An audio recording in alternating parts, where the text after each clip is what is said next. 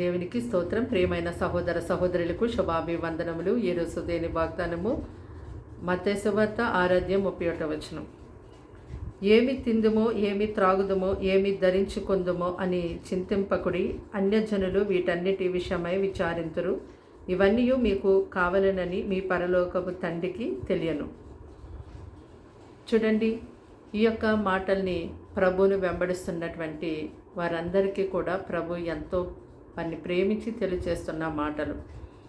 అయితే ఇప్పుడున్న పరిస్థితుల్లో చూసినట్టయితే సరిగా పనులు లేక, ఉద్యోగాలు లేక, వ్యాపారాలు సరిగా లేక, ఇంకా ఎన్నో రీతులుగా ఆర్థిక సమస్యలను ఎదుర్కొనేవారుగా ప్రతి ఒక్కరూ ఉంటూ ఉన్నారు.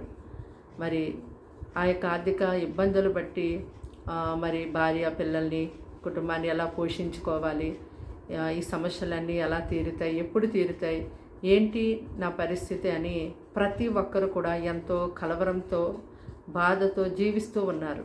అయితే ప్రభు తన యొక్క వాక్యం ద్వారా ప్రతి ఒక్కరికి తెలియచేశారు. ముఖ్యంగా తన ప్రజలైనటువంటి వారితో ఆయన మాట్లాడుతూ ఉన్నారు కదా. ఏమి తిందుమో, ఏమి త్రాగుదుమో, ఏమి ధరించుకుందుమో అని మీరు చింతింపకడి. మీకు ఇవన్నీ కావాలని ప్రభుకు తెలుసు కదా. మీరు అడగకముందే మీ అక్కరలేంటో ఆయనకు తెలుసు.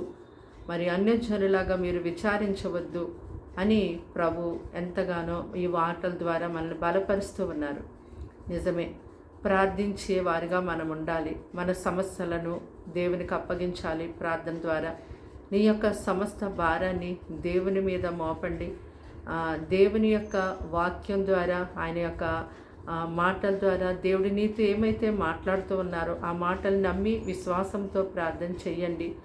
తప్పకుండా దేవుడు సహాయం చేస్తారు. ఆయన అంటున్నారు, రక్షించడానికి నా హస్తము కొరచ కాలేదు, వినడానికి నా చెవులు మందము కాలేదు. మరి మీ యొక్క ప్రార్థనలను అద్దెకు చేరకుండా ఉండడానికి మధ్యలో మరి పాపం అని అడ్డుకోవడం ఉంటుంది. దానిని మీరు తొలగించుకోండి ప్రభు ముందుగానే మనకు తెలియచేశారు.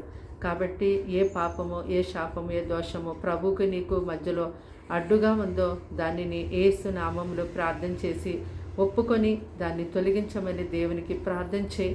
దేవుడు ఎంతగానో విడుదలిస్తారు. దేవుడిని యొక్క ప్రార్థనకి జవాబిస్తారు. అలాగే దేవుడు తన లేఖనాల ద్వారా ఎన్నో వాగ్దానాలు మనకి ఇచ్చి ఉన్నారు.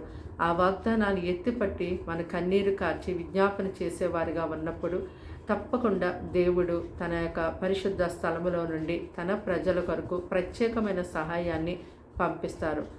మరి మీరు నమ్మిన ఎడల ఆయన మహిమను తప్పకుండా చూస్తారు. ఆయన సన్నిధిలో మీరు కారుస్తున్నటువంటి కన్నీరు ఏమాత్రం కూడా వృధా కాదు. కలవరపడద్దు, భయపడొద్దని కూడా ప్రభు సెలవిచ్చారు. మీరు శోధనలోనికి ప్రవేశించకుండానట్లుగా మెలకుగా ఉండి ప్రార్థన చేయమని ప్రభు మనకు తెలియచేశారు. కాబట్టి ఈ యొక్క ఆర్థిక సమస్యలు బట్టి, అనారోగ్య సమస్యలు బట్టి, ఇంకా అనేక రకాలైనటువంటి బాధలు బట్టి మీరు కృంగిపోతున్న సమయంలో అపవాది ఇంకెందుకు నీ బ్రతుకు, నీకు ఎటువంటి దారి దొరకదు, ఇంకా నీ జీవితం ఇంతే అని మనతో మాట్లాడుతూ ఉంటాడు. అయితే ఆ సమయంలో నిజమే కదా, నేను దేని కొరకు బ్రతకాలి అని అనిపించేటట్టుగా మనకు ఆలోచనలు కలుగుతూ ఉంటాయి. అయితే అలాంటి సమయంలో మీరు ఎంత మాత్రము అపవాద ఆలోచనలకు తావు ఇవ్వకుండా మరి శూన్యములో భూమి ఆకాశములను నా దేవుడు సృజించాడు. ఇప్పుడు నా పరిస్థితులు సరిగా లేవు, నేను దీనస్థితిలో ఉన్నాను, దరిద్రపు అవస్థలో ఉన్నాను, నేను క్రింద పడి ఉన్నాను, కానీ శత్రువు అతిశయిస్తున్నాడేమో, కానీ నా ప్రభుకి నేను ప్రార్థన చేస్తే నన్ను చేయి పట్టుకుని పైకి లేవనెత్తుతారు. ఆయన తప్పకుండా నన్ను ఆదుకుంటారు. ఆయన ప్రజగా నేనున్నాను, ఆయన నాకు దేవుడై ఉన్నారు, ఆయన తన ప్రజలను విడువరు, ఎడబాయరు అని నీవు నమ్మినట్టయితే తప్పకుండా దేవుడు నిన్ను ఎలాగా పైకి లేవనెత్తాలో ఆయనకు బాగా తెలుసు. ఆయన బలిష్టమైన రెక్కల కింద నువ్వు దీనుడిగా, దీనురాలుగా ఉండి ప్రార్థన చెయ్యి. తప్పకుండా దేవుడు మంచి సాక్షిగా నిన్ను నిలబెడతారు. ప్రార్థన. దేవానికి వందనములు, స్తోత్రాలు, స్తుతులు చెల్లిస్తున్నాం తండ్రి. మాటలు వింటున్న నీ బిడ్డల్ని బలపరిచము దేవా, నీ రక్తంతో కడుగుము తండ్రి. వారికి, వారి ఇంటి వారికి రక్షణ ఇవ్వండి అయ్యా. వారి కుటుంబాల్లో ఉన్న ప్రతి శోధన తొలగించండి, ప్రతి అక్కర మీరు తీర్చండి. ప్రార్థించే కుటుంబంగా మార్చండి. ప్రార్థించే వారిగా వీళ్ళు లేవనెత్తండి. గొప్ప విశ్వాసం నీకు ఎందు వారు కలిగి చేతండి.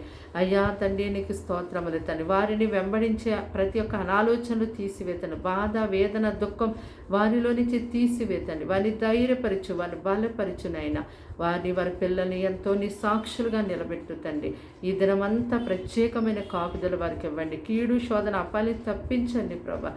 నీ ప్రజల కొరకు నువ్వు ఏదైనా చేయగలవని, నీ ప్రజలు గొప్పగా నీ నమ్ముటకు అట్టి విశ్వాసమును ఇప్పుడే వారికి దయచేయమని యేసుక్రీస్తు నామమున ప్రార్థన సమర్పించి అడిగి వేడుకుంటున్నాం తండ్రి. ఆమేన్.